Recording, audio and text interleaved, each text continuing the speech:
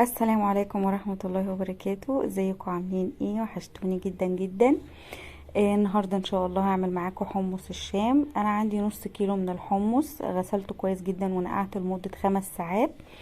معايا هنا بقى بصلاية مبشورة وطماطماية مبشورة، ومعايا كمان فص من الثوم. تمام كده. صفيت المية عندي بعد ما نقعت الحمص كويس جدا ونفش معايا بالشكل اللي انتوا شايفينه ده. صفيت المية اللي انا كنت نقعاه فيها ورحت غالية مية وصبيته عليه.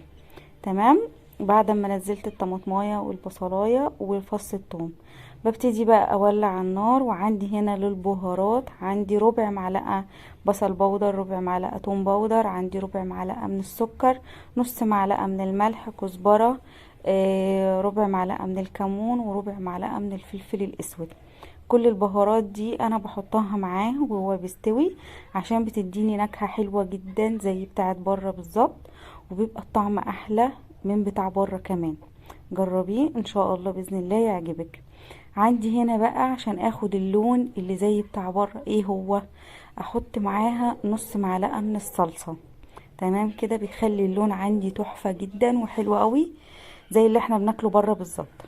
باجي انا بقى في الاخر اول ما احس ان هو استوى كده، بمسك واحده واحس ان هي استوت، بروح جايبه حوالي ليمونه او ليمونتين حسب الرغبه. بتروحي حطاهم في الاخر خالص كده بعد ما بيستوي، وتطفي النار عليه وتبتدي بقى ان انتي تقدميه. اظبطي الملح زي ما انتي عايزه. اهم حاجه في الحمص ان انتي لما تيجي تسويه ما تحطلوش ميه من الحنفيه، سخنيله ميه وزوديه وهو على النار. ما تحطلوش ميه بارده، عشان الميه البارده هي بتقلل السوى بتاعه، لكن الميه السخنه هي بتسرع اكتر السوى بتاعه. تمام كده.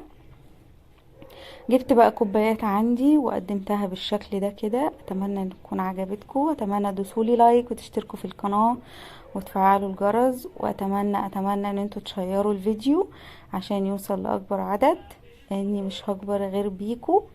واسيبكم دلوقتي في رعاية الله، والسلام عليكم ورحمة الله وبركاته.